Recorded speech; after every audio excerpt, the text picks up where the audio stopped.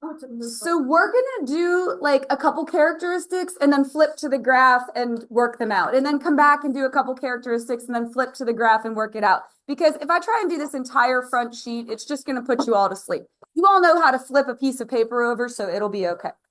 All right, when you're doing your rational graph, which rational means ratio. Ratio is the root word of that, which is a fancy word for fraction. So it essentially means fractions, ratio, okay? For the domain, we are going to exclude where the denominator, and can I abbreviate denominator? Will you all know what I'm talking about if I abbreviate? I don't want to abbreviate to the point that no one knows what I'm talking about. You're going to exclude where the denominator is 0. You're not allowed to divide by 0. If I asked you guys to divide yourselves into 2 groups, you could do that, right? If I said divide yourselves into 1 group, we are one huge group right now. If I said divide yourselves into 0 groups, you can't unexist. I always get, well, what if we leave? You still exist out there, okay? You can't divide into 0 of something. So you have to exclude where the denominator is 0. I call those numbers the troublemakers. I'm like, we're going to kick them out. They're causing problems. They're troublemakers. Now, once we've excommunicated the troublemakers, there's 2 career opportunities for them. They can either be a whole or a vertical asymptote. So I usually do those 3 things together. The domain, you kick those troublemakers out, and then the troublemakers can become one of these 2 things. So maybe put like a little star next to whole and vertical asymptote. That's what they can become. Wholes come from the factors that cancel. So if you get something that cancels out, that's what's going to make a hole in the graph. That little floating open circle. And a vertical asymptote is going to be the ones that don't cancel out. So whatever's left. It is going to be x equals a number. And if you want to just write to reinforce, it's where the denominator is 0. But if you just write a number, I have to take off for that, like a half a point. But I need the x equals a number. It's like x equals 7 or x equals -3 or whatever have you. So what I'm going to have us do is flip to number 1, and we're going to do those 3 things because they kind of go together.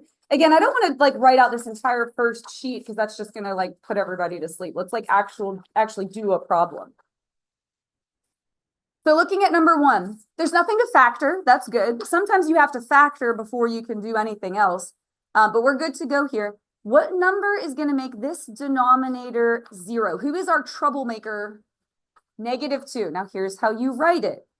It is -infinity to -2 union -2 to infinity. What that is saying is we want everything to the left of -2 and everything to the right of -2, but not -2. So parentheses, not brackets. You're excluding it. You want to leave it out. So we're trying to kick out -2 is causing problems. -2 is a troublemaker. Get rid of them. Now, -2 can either be a whole or a vertical asymptote. He can't be both. All right, it's going to be one or the other. So for the whole, did anything cancel out? Don't overthink that. Did we cancel anything? No. So there is no whole. If you didn't cancel anything, there's not going to be a whole. And instead, -2 is going to be your vertical asymptote. So x equals -2. And I would say go ahead and put that on your graph. A million pens over here. Some people like to use another color. You don't have to. But -2, x equals -2 is our vertical asymptote. Some people like to use a highlighter. Use whatever you want. You just write with your pencil. Wait, why would I be calling the -2 to infinity cancel? Sorry, say again. Why wouldn't the -2 to infinity cancel out? This is just our domain. That's not part of the problem. That's our answer. Nothing in the equation canceled out. You'll see when something does cancel, you're going to know. You're not going to be like, oh, did something cancel? Like you're going to see it slash out. But those 3 things go together. So we left -2 out of our domain. It couldn't be the whole because nothing canceled. So instead it's the vertical asymptote. Let's go back to the front page. We'll do the next characteristic. Again, we're going to flip the paper a little bit here, but that's okay. You all know how to flip a paper. And I think it's good to like do one thing and then show it on the graph. You can do this stuff in whatever order you want. I like to do the other asymptote next. Now, this is the one new thing that you didn't learn last year, because you did all this last year. Is this like all seeming familiar? Yeah. I know everyone really loves this unit, but The slant asymptote is the one thing you didn't learn. That's the one new thing. I always like to do the horizontal or slant asymptote next to get the other, invisible line in there. Now, this is where there's three options. If your numerator degree, and I'm abbreviating, numerator degree, that's the highest power, who's in charge there, is smaller than the denominator degree. So if the numerator is smaller than the denominator, it is horizontal and it's automatically y equals 0. This is why. Here's how my brain does this. If the numerator is smaller than the denominator, as you go out towards infinity, you get a situation like this. 1/2, 1/3, 1/4, 1/5, 1/6, 1/7, 1/8, 1/9, until you get all the way out to like 1/1,000,000th, ladies. 1/1,000,000th is super, super close to what? Or 1/1,000,000,000th or 1/1,000,000,000,000th. I mean, that's essentially what? Yeah, nothing, right? If I offered you 1/1,000,000,000th of a piece of cake, you'd be like, gee, thanks, Miss Cole, that's smaller than a crumb. I can't even see it with a microscope. All right, so that's why it's going to level off at 0. If your numerator degree equals your denominator degree, and I think this is everybody's favorite version of how this turns out, when it's a tie, it's horizontal asymptote, and it's y equals your leading coefficients. So that's where you just take the numbers that are out front, and it's just y equals whatever that is. That's usually everybody's favorite one, because it's like, oh, just those numbers right there, got it. Drew it out. Oh wait, is there something I should draw? No, I Like, she remember would- learning this Like instead of last saying like numerator degrees, but like she would draw like x over 0 or like something. Oh, okay. I forgot how it works, but it made sense to me. I forgot. Well, I kind of wish I knew how it looked now. I'm not going to try and do that without knowing what it is, though, because I don't want to confuse everybody. Yeah. And then what you guys did last year is if your numerator degree was bigger than the denominator degree, what you all just said was none. You said there wasn't a horizontal asymptote, which is true, but this is the new thing that you're going to learn. It's going to be y equals your slant asymptote. And to get that, you are going to use your synthetic division, which is why it's a pre-calculus topic, because you don't learn synthetic division in Algebra 2. So that's why we just said none, because teaching synthetic division is like a whole unit by itself. So that's why. Wait until I do an example of it. Nothing in math ever really makes sense until you do an example. Like I could write out all these words, but it doesn't mean anything until we do a problem. That's why I like to explain one thing and then go back to the problem. So let's go back to question 1 and we'll, oh, sorry, here you go. Should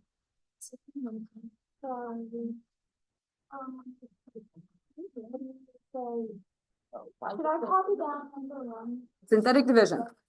So we're going to look at number 1 and we're going to compare our powers. Now, if you look at the numerator, is there an x at all? No, so it's really x to the nothing. If you want to put an x to the 0 there, you can, but your numerator degree is 0. It's nothing. There isn't one. Now, there is a power on this x. It's not written, but it's what? 1. So the numerator power is 0. The denominator is 1. So which situation is that? Good. The numerator is smaller. So we have a horizontal asymptote and it's y equals 0. It was like x, and then it was divided x squared, and it was like equals y equals 0, and I was like, and it was x over x, and just the same. Sorry, I was I think you'll have to show me. All right, now when you do the horizontal asymptotes, listen, don't draw it the entire way through. Horizontal are just the ends. So you just kind of dot it at the left end and the right end. This one's kind of hard to see because it's on 0, but let me show you a picture of why. With rational graphs, a whole lot of weird stuff can happen. And for example, if you have a horizontal asymptote, you only want to dot it at the edges because in the middle, the graph might go through it. Look it. It's going to level off on this side, but you get graphs that do something like this and then level off on the other side. And if you dot it the whole way through, people get upset that the graph crosses it. So just remember, it's only the ends, okay? So just the ends. And that is the reason why. So just only dot it on the edges. All right. Let's do the end behavior next because it kind of follows along with what we just did.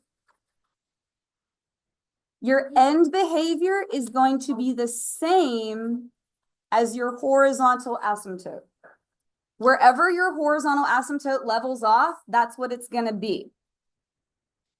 If it's a slant asymptote, which I didn't get to an example of one of those yet, but I am going to show you, then it would either be positive or negative infinity. Do you understand what I'm saying? Like if it's slantwise, it's going to go up or down. You'll see when we do an example. So it's the same as the horizontal asymptote if there is one. If slant asymptote, I'm just going to abbreviate. If it's a slant asymptote, then it's either positive or negative infinity. It would either go up or down. I'm writing that out here, but what's going to happen is you're just going to look at it. Do you know what I'm saying? You're just going to look at it and go, oh, it goes up or down. I abbreviated horizontal asymptote and slant asymptotes, and I have to write the whole thing out.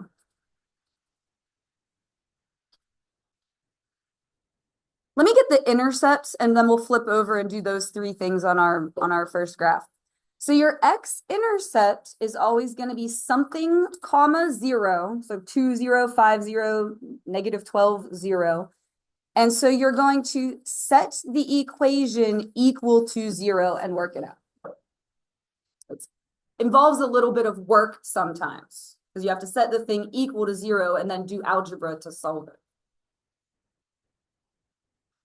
Your y-intercept would be 0 something. So what would you do with 0 for that one? You don't set the whole thing equal to 0. Perfect. You plug in 0. So that one's a little bit easier. It's easier to plug in 0 than it is to set the whole thing equal to 0 and then actually have to work it out. So x-intercepts are sometimes some work. Y-intercepts are kind of a little bit easier. Do you want white out? Do you want white out? All right, so let's flip over and do those couple of things. Let's do our intercepts and our end behaviors. And again, I'm kind of explaining this to you in the order that it makes sense to me. You can do it in whatever order you want, really. I mean, you kind of do have to start with domain, but everything else, you can kind of do whatever you want. All right, so let's do our y-intercept. If you plug in 0 for x, what are you going to get out of this whole thing? Yeah, 3 halves. I usually just cover it up. If x is 0, then it's gone. You get 3 halves. What is 3 halves in decimal form? Yeah. Well, if you know it's in between 1 and 2, you're good. So on here, you're going to put your point between 1 and 2. So it'd be like, well, it's 1.5. 1.5.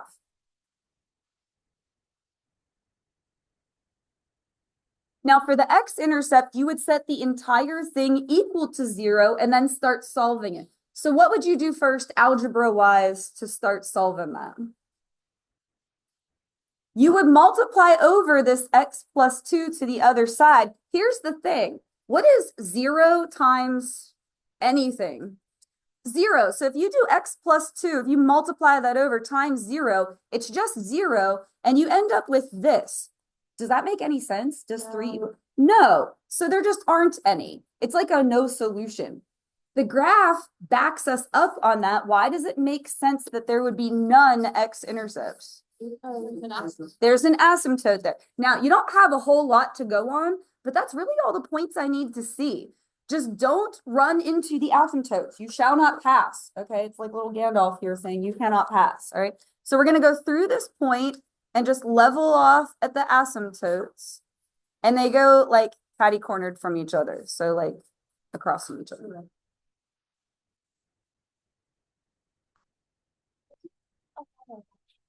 Yeah, full unit is rational graphs. Good job. And then let's go ahead and set up the end behavior with your limits.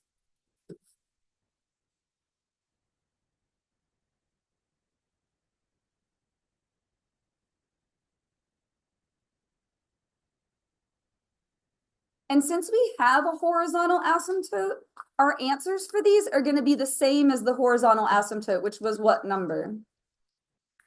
0. So they're both going to be 0. Here's the other thing, though, which I just said like a minute ago.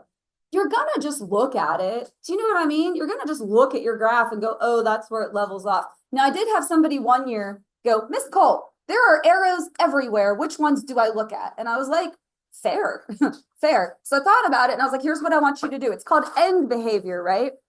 take your hand and cover up the middle of the graph. Do you see how I did that? I just covered up the middle of it. These are the arrows you want to look at. Where are they leveling off at? Zero. Will it ever touch 0? No, it is behavior. It's just the behavior. But again, the other thing you can do is go, these 3 answers are going to match. Unless it's a slant asymptote, in which case it'll be that. Again, you're just going to look at it. You're going to look at it and go, oh, there it is. All right, let's get our last things here, whatever we skipped, and then we'll go finish it. We've just got range and increasing, decreasing. Range is not different than you've ever done range before. You are going to sweep down to up. Kind of just like scanning, scanning, scanning. You start downwards, you sweep upwards, and you exclude anything that gets left out. If there's a hole, you're going to leave that out, the Y value, because range is Y values. So like the Y value of the hole, maybe let's write that down. You're going to sweep down to up, but like maybe think about the Y value of the hole. Why would we leave out a hole? It's literally missing. Also, you usually leave out the horizontal asymptote, but not always. So I don't really want to write that here because it's like a most of the time, but not always kind of thing. For domain, would you exclude the X value? Yes. Yep. And it's just where the denominator is 0 because you can't divide by 0. And what's the last thing? I thought there was one more thing. Oh, increasing and decreasing. You read left to right. So you're going to use the domain. Will you ever copy the range? No, it's domain because it's left to right. So it's your X values. So use the domain. You just copy over the domain is all that that is. So let's finish up number 1. We'll go get those last 2 things there. You guys are struggling today, a 5-day weekend. Let me finish this one because we only have 2 more things and then I'll just do it for you. Okay. So just watch me point to this. Am I sweeping downwards to upwards? I'm scanning, scanning, scanning, scanning. Oh, what's the Y value that is getting excluded? 0. You're leaving. 0 is not invited to the range party. We are leaving out 0. All right. So you're going to write it the same way you did your domain, except you are excluding 0. If there's more than one value you're excluding, then you just keep unioning on. Like if there's 3 or 4 you have to leave out, your answer gets longer, but you just keep on excluding them. And then increasing, decreasing, again, you get most of these answers just from looking at it. Hey guys, look, if I sweep left to right, what is this graph doing? Yeah, going down, decreasing, still decreasing. So for decreasing, you're going to copy over the domain because we went left to right. And then increasing is none. It's either going to increase or decrease. There are graphs that do both, but you would need a calculator to do that. And because this is non-calculator, I simply won't ask you that question. Okay? Because otherwise I'd have to let you type it in the calculator. So looking at number 2, before you can even do the domain, before you can do anything, you are going to have to factor this. So draw your 2 sets of parentheses for the numerator and the denominator.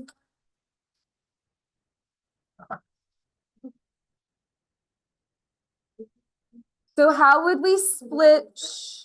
Let's focus. How would we split x squared minus 9? That's a difference of squares. Yep, perfect. X plus 3, x minus 3.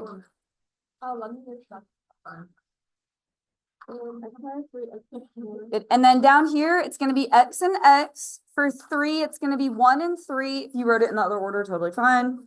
And then I always do the symbols last, just because I'm like a 1 thing at a time person. To get a -2 in the middle. Good. Perfect. Okay, now before we cancel, do the domain. Because what happens is if people cancel it first, then they forget about one of their troublemakers. Do you see how there's 2 factors in the denominator? Yeah. There are 2 numbers that are not invited to the domain party. There are 2 of them that we have to leave out. Who are they? -1 and 3. So write kind of small because the more numbers you exclude, the longer and longer this gets. You're going to go from -infinity to +infinity, but you're going to skip over -1 and you're going to skip over 3. It looks like that. What you're saying is we want everything to the left of -1, everything in between -1 and 3, and then everything to the right of 3, but not those 2 numbers. Now, don't write this. This is wrong, and I want to see if you can tell me why. This is incorrect. Cause It's not in the right order. You're going smallest to biggest, so the numbers need to go in order, so don't do that. You're gonna be bummed out if you do that on a quiz or test, because you're gonna be like, oh, I can't count you. Like just, yeah, and it's there if you need it. All right, now your troublemakers are oh, I have a copy error.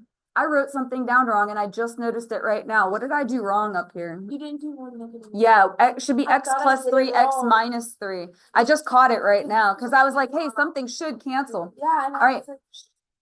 I'm sorry. I caught it though. See, most of the time with math, if you're paying attention, you're going to catch stuff like that because you're going to be like, hey, that wasn't right. Now, your troublemakers, -1 and 3, they can either become a whole or a vertical asymptote. Which one, -1 or 3, is going to become the whole? The -1 or the 3? Which one do you think would be? Why the 3? Because that's correct. It cancels. Good. And then the -1 is going to be the vertical asymptote. You have to write x equals -1. I didn't finish doing the whole yet. I was just showing you which one was which. 3 became the whole because that canceled. -1 became the vertical asymptote because that didn't cancel. And I'm going to go ahead and dot that in at -1 on my graph. You're going to be okay. Everyone's tired because we just had a 5-day weekend. I get it. I'm not offended. It's fine. But you do still have to learn things. All right, now real quick. How do you get the other part of the whole? Well, you would take 3 and do what with it? Yeah, plug it in to what's left here. All right, you ready? 3 plus 3. Let's try again. 3 plus 3, 6. 3 plus 1 is 4. So if you want to just write it off to the side, and good, that'll reduce to 3/2, which is what as a decimal? 1.5. 1.5. So at 3, 1.5, which would be like right about there, you're going to put a whole. Now, before I go any further, you have to incorporate that whole into your graph. I always think it is hilarious when somebody does this. They'll draw their graph like, you know, like so, and the whole will be floating out. I'm like, what is this? The sun? Like, do you know what I'm saying? Like, it can't be, it has to be a hole in something. So please connect it. Usually if I tease people enough, they don't forget to do it. So please connect it to the rest of your graph. All right, I would do the horizontal or slant asymptote next so we can get the other asymptote on here. Let's compare our degrees. Look at, what's your degree of your numerator? 2, denominator 2. They are the same, so it's going to be horizontal, and we're going to use our leading coefficients. Now, this is a little tricky because they're not written. What's really in front? Yeah, good. And 1/1 is 1. Now, when you dot that in, only do it at the edges. Oh, so did you remove the 3/2? You took the 3 and plugged it back into here. Why not like go do dash all the way across? Because again, oh, I got rid of my sticky note that had that on. Because again, sometimes weird things can happen. Can you guys be quiet and focus? When someone asks a question, that is not an invitation for you to just have a separate conversation. You listen to the answer so that you then understand it, so I don't have to answer the same questions over and over again. You'll need to stop talking over me. The reason you only dot it at the edges is because sometimes really weird stuff can happen where the graph will go through in the middle. And if you've dotted it the whole way through, it ends up confusing people because their graph goes through the asymptote. If you want to, but just understand you might cross through it in the middle. If it's not going to bother you, I mean, that's a personal preference. Now, I would go ahead and do the end behavior next because we really already have that answer. It's going to match which other answer that's already on the paper. Horizontal. Good. It's going to be 1. Both sides are going to level off at 1. Unless it's a slant asymptote, these 3 answers will match. So once you have this, these are going to match, which is very nice for me as far as grading your papers, because if this is wrong, but these match that answer, I can give you credit for those. Oh. Like say instead of 1, you accidentally put 5, but you put 5 for both of these, then I can give you credit for the end behaviors. Yeah. This is good. I feel like you give like a lot of credit. I give you, like, if you make one mistake, what happens is I throw out my answer key, that's gone. and I read with you. So if you don't make any other mistakes based on what you have, then you get full credit for the rest of everything. All right, let's do the intercepts. X-intercept, you'd have to set the whole thing equal to 0. The whole business gets equaled to 0. And then this involves a little bit of work. What would you do to start solving it? First, you would multiply over the x plus 1. Now, if you multiply over the x plus 1, what is 0 times anything? 0. So what you end up with is x plus 3 equals 0. Like if you take the, are you guys following me here? Because I'm trying to not write out every single thing, you know, to torture you here. If you multiply this x plus 1 to the other side, 0 times x plus 1 is still 0. Solve this, what do you get? -3.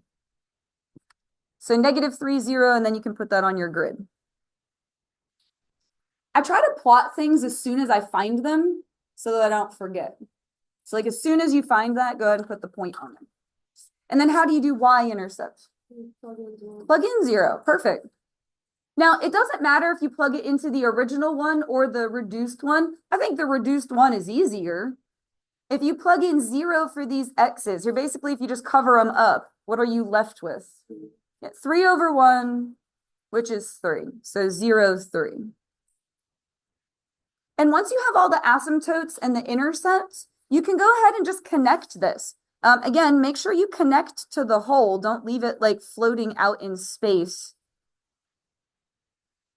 But basically, the only way I take off from your graph is if you run into the asymptote. Because if all your stuff matches what you wrote over here, then I give you credit for it. If what you draw here matches what you have written down, then you get credit for the graph. The only thing I really have to take off for is if you go through the asymptotes. That's it. That's why you should never be a giver-upper. The only thing I can't give credit for is if you leave the whole thing blank. That's really the only thing I can't work with you on. So wait, I know how we get the vertical asymptote, but how do you get the horizontal? So you compare the powers. They were the same. See how they're both squared? Yeah. So that means we use the leading coefficients. That's that one on the front that we wrote down. There's 3 different options for how it can go. All right, so range, can you guys look? I'm going to sweep downwards to upwards. So scanning, scanning, scanning, scanning, scanning. Oh, I have to leave out a number. Who is the first number not invited to the range party? No, we got 0. 1, we got to leave out 1. And then here's a whole. What else are we going to leave out? It's the y value of the whole because we're doing range. So we're going to leave out 1 and 1.5 or 3 over 2, however you want to write it. So we're going to leave out 1 and we're going to leave out 1.5. That's going to look like that. So you just scan downwards to upwards and you leave out any numbers that got excluded, which is usually the horizontal asymptote and the whole. I just hesitate to write that because, again, if the graph does something weird and it goes through there, then that's not the case. I don't like to write it down unless it's always true. And then increasing and decreasing. As you scan left to right, what is the graph doing? Decreasing. Increasing will be none. And what do I copy over for this? Your domain. Take your domain and copy it over. The reason it's domain is it's left to right. So just recopy the domain. And again, if your domain is wrong, but you copy it over for decreasing, you get credit for the decreasing answer.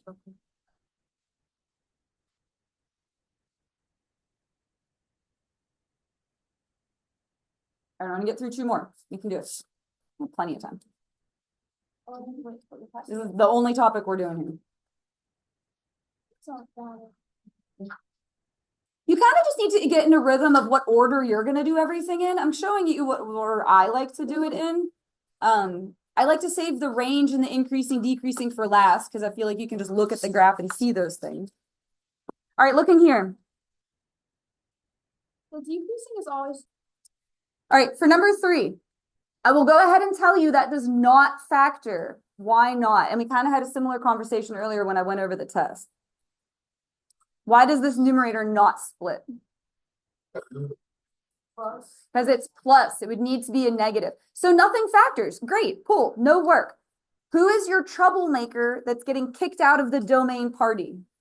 -2. Do you guys see that there? -2 is a troublemaker, causing problems, kick him out.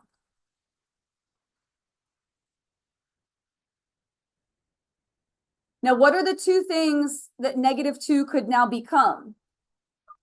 A whole or vertical asymptote? It could be one or the other. It can't be both. Okay. Now, did we cancel anything? And don't overthink that. Did I cancel anything out? No, if you didn't factor, you can't cancel. So it's not a whole. -2 is the vertical asymptote. So it can only be one or the other. Hey, but Miss Cole, we had both a whole and a vertical asymptote on the problem we just did. Yeah, that's because we had two troublemakers.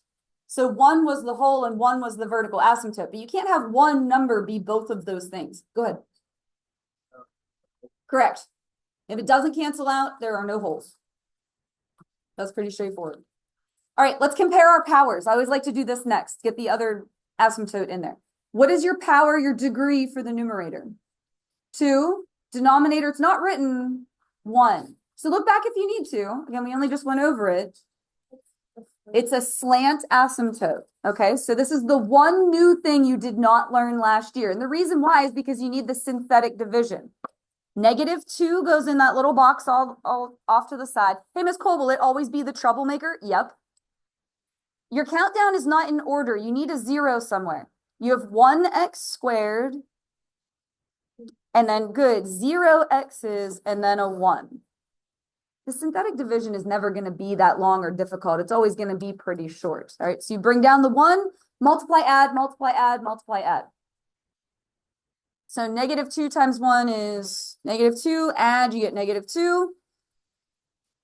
Multiply these, you get 4, add, you get 5. Here's the thing though, we don't use the remainders. When you go out to positive and negative infinity, and don't think too hard about it, as human beings, we aren't really capable of processing infinite things, but like the biggest number you can possibly think of, the remainder is like a teardrop in the Pacific Ocean. Do you get what I'm saying? Like it becomes insignificant, so we just don't use it. All right. So here's how you take these numbers and write out your answer. It's y equals 1x minus 2. It's always going to be in y equals mx plus b format. If you don't want to write the 1, you don't have to. I'm just showing you that that's where the 1 went. And if you want to watch me dot this in first and then do it, you can. When you graph from y equals mx plus b, you start at the y-intercept, so -2, which is right here. And then my slope is 1. So do you see how I'm going up 1 over 1? Are you guys catching on there? So start at -2 and then up 1 over 1. You're just dotting it in because it's invisible. I think that's kind of cool. I realize I'm a complete nerd being a math teacher, but it's going to level off slantwise like this. It's going to go like this. You can try to hide from the material. It's going to find you. It can't see me. Never had anyone do that before. I'm hiding.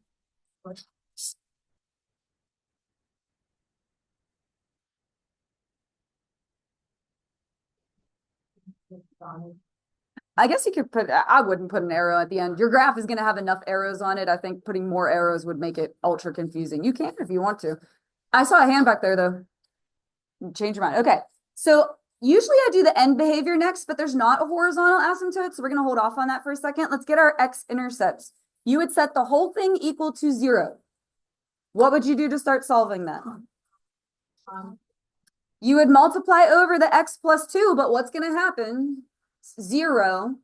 So you end up with x squared plus 1 equals 0. I'm going to have to come over here because I ran out of room. X squared plus 1 equals 0. Just keep going. What would you do next? Minus 1. So it comes out to plus and minus I. Does that exist anywhere on the graph though? No, it's imaginary. So we would just say that there aren't any.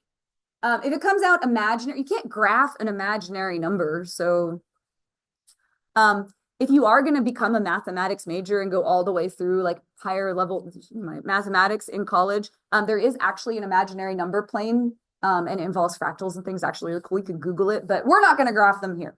Okay. Did you do that? I did. Wait, Oh, I could. Too bad he's not here. how could you put all the hiding? I went through calculus 3, and then after that is linear algebra. Calculus, linear algebra. All right, so if we plug in 0 for these x's, usually I just cover them up. If you're plugging in 0, they're gone. What would be left? 1/2. I usually just cover up the x's. If you're plugging in 0, they're gone. So 0, 1/2 would be like right there-ish. And then you can go ahead and connect it. And you're like, Ms. Cole, there's not a whole lot there. Yeah, but as long as you don't run into the asymptotes, you're good. If you want to watch me draw it first, then you can do that. It would do something like this. Do you see how it's leveling off at the asymptote there? And then the other side would do something like that. So basically just don't run into those invisible fences. Yes, it is a slant asymptote. Slanted, would you still make it and be able to filter it? So I'm getting to that. It'll be positive or negative infinity because it's going to go up or down. So here, let's go ahead and set it up and then I'll point to it and I'll show you. Stick with me. We're almost done with this one. I mean, only got one more. What's the range? Oh, I was actually just about to say that. Thank you. Do you notice how I did not ask you for the range or increasing and decreasing? Yeah. You would need a calculator to find those things. And so I just won't ask them. So then that's how we know it's gonna be a slant line. Sort of, yeah. Oh, let's go. Okay. I try to be really transparent with you. I like to reward you for listening to me. So if you listened to that, you're good. All right, now look. Just take your hand and cover up the middle of the graph. Do you see how I just covered up the middle? Where does the left arrow go? Yeah. Down, negative infinity. And then the right arrow up, positive infinity. Again, I like to reward you for listening to me. Weird things can happen, but for the ones I give you, the left side will go down and the right side will go up, okay? Yes. Now, again, is every single graph in existence like that? No, but I'm trying to keep it simple for you. So the ones I give you will be like that, okay? Because if you reflected it, it would be different. All right, we're going to do one more. Let's go ahead and factor this. So it'll split x and x. 2 will be 1 and 2. Good. I like to do the symbols last. I'm very much a like one step at a time person. If you're able to do it all at the same time, that's cool. I just get the number and then I go back and do the symbols. To get a positive 1 in the middle, you would need +2 -1. Don't cancel until you do your domain. That messes people up because if they get rid of it, then they forget to put it. Do the domain first before you do anything else. Who is your troublemaker? 1. Kick 1 out. 1 is causing problems. Get rid of 1. I don't feel bad for 1. He's making a 0 denominator. Get rid of him. Well, you have to. Can't divide by 0. So it's whatever makes the denominator 0. You're not allowed to divide by 0. Mhm. And then that kind of starts the ball rolling for the rest of it. Now 1, because we've excommunicated him, he can become either a whole or a vertical asymptote. He can't be both, but good. He's going to be a whole. There won't be any vertical asymptotes. Because again, that one number can't be both things. And I always bring that, hey, but Miss Cole, in that other problem, we had both a whole and a vertical asymptote. Yeah, how did we get both? There were 2 troublemakers. Thank you. You're getting on board with me calling them troublemakers. You had 2 troublemakers. So one was one and one was the other. Yes, you're now getting, this is what usually happens is once I teach enough of it, people start to get ahead of me, which is fine. Just hold on. Now you're going to cross that out. And then how do you get the other part? Plug in 1 to what's left. 1 + 2 is 3. So at 1, 3 on your graph, you're going to put a hole. It'll look like that, floating out in space there.